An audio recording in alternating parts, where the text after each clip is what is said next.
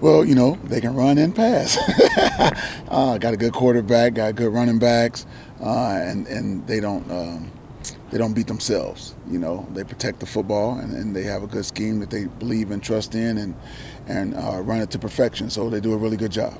A lot of times when you face a freshman quarterback, I can do some things to frustrate them or confuse them. Is there anything different about Trevor Lawrence that kind of sets him apart from other freshmen? Oh well, he's talented arm-wise. He got a quick release. He sees the field. He understands the game.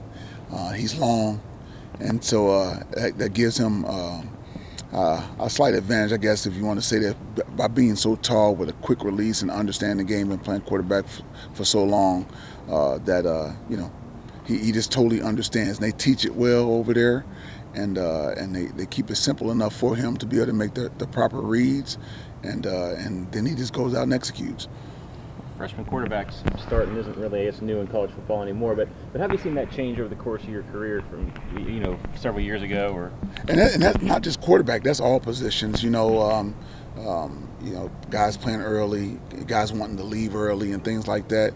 Whereas now, nowadays when you have a fifth-year senior, man, if you have a bunch of them, you feel like you got a veteran team, and you're not seeing that as much. So guys are playing a lot earlier than in the past. But hey, that's you got to roll with the punches and go with the times, and have guys ready to play. Not just because they're young guys, but they're talented enough. They're the best guys, and they should be playing. Clemson running back Travis Etienne is averaging over 8 yards a carry and has 14 touchdowns. Just what makes him so special, and how do you stop that guy? He is quick and fast, has great balance, and I can't tell you how you stop him. I mean, that wouldn't be smart on my part. But he is quick and fast, and like I said, he has good balance. We got to definitely wrap him up and gang tackle if that's part of trying to stop him. And we look forward to the challenge.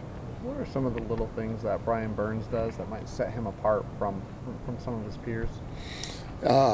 He's smart, first of all. What a lot of people don't understand, I think, is that, a smart football player allows you to be an even better football player, and that's on all levels.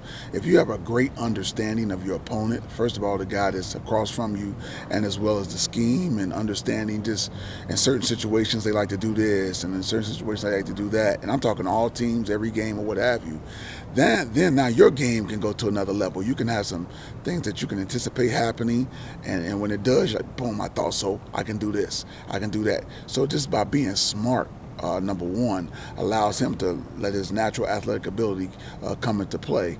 And like I said back a while ago, the guy had a great spring, had a great fall camp. So you're starting to see, you play like you practice. And he's a great example of it, and he's a great example for our guys for years to come, because we can go pull up practice tape of him doing what he's doing in the games, and that's awesome. We saw a couple younger linebackers, or I guess linebackers that weren't as ready to go in the beginning of the season to play some against Wake Forest, Emmett and Zapondre. I mean, Emmett from the injuries, Zapondre kind of switched positions. What have you seen? How have you seen them kind of develop? They're developing extremely well. They've earned that. Had 105 or 6 reps versus Wake Forest, so we can't have anybody play that many reps. We need that depth, and those guys, again, but we always say best players play, and so we're not just throwing them out there to throw them out there. They've earned it. They've worked hard in practice. They've come up for extra film work, and totally got the defense down and understand it, and they've earned those reps, and so that gives us some depth to be able to save some other guys like a Woodby, like a Brooks, to be able to slide those guys in there and get them some reps as well. It seems like Joshua Pinto's production has gone up the past couple of weeks. Is that just a matter of him being back in football shape, or is it something else starting to click for him? I think him coming around in football shape. He had been out for a little while, but you can see him start to catch his rhythm. He's starting to feel good out there again, and he's coming. So I thank God for that. We'll need him for this latter half of the season, and hopefully he'll continue to keep moving forward in that direction. Coach, is there any added importance when you're playing a team of the caliber of Clemson to be able to get pressure with just 4 guys? You always want to mix it up, you know what I mean? 4, 5, 6 guys, whatever it takes to be able to be successful. So we never say just do this many guys. You know what I mean? It just depends on what's working for you and how it's going so far in the game, and you get a feel for the game, and then you go from there. But we'll try to do, we'll have multiple things ready to do, and we'll see what's working best for us. What are some of the keys for the defensive backs when they're playing an offense like Clemson that does so many, motions and rubs and things like that? You got to play with great technique. You got to have, be able to see things before they happen.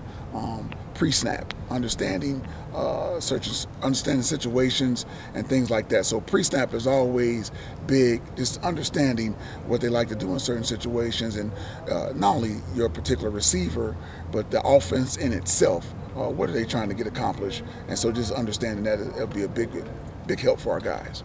Kind of the same philosophies for the defensive backs, trying to slow down the wide receivers, or 6'5", 6'4". Like, how do you compensate for that? You got to play with great technique. You got to challenge and play with a mindset that, hey, like a defensive back does. Ball can't be caught on me. That's how all defensive backs should think, and that's how we preach to our guys. And then we go out there and play. But the technique more than anything. And there's things that you can do versus a taller guy, being a shorter guy, that can help you be successful. And we've been working on those things.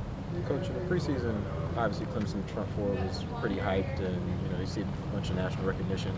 So far, Brian Burns has arguably been the best defensive lineman in the ACC. Do you think it kind of motivates him not to receive that kind of same recognition? Would that motivate you? Maybe. No, you'll be motivated. If they told you this guy was a better reporter than you before, then you're gonna be motivated. So absolutely, I would think so. I would be motivated to go out and prove that, hey, I'm the guy. So, but beyond that, he's just been a guy that has practiced well, even in the spring and in fall. I keep saying that, and so you're just seeing how he practices showing up on the playing field. So that's what's going on.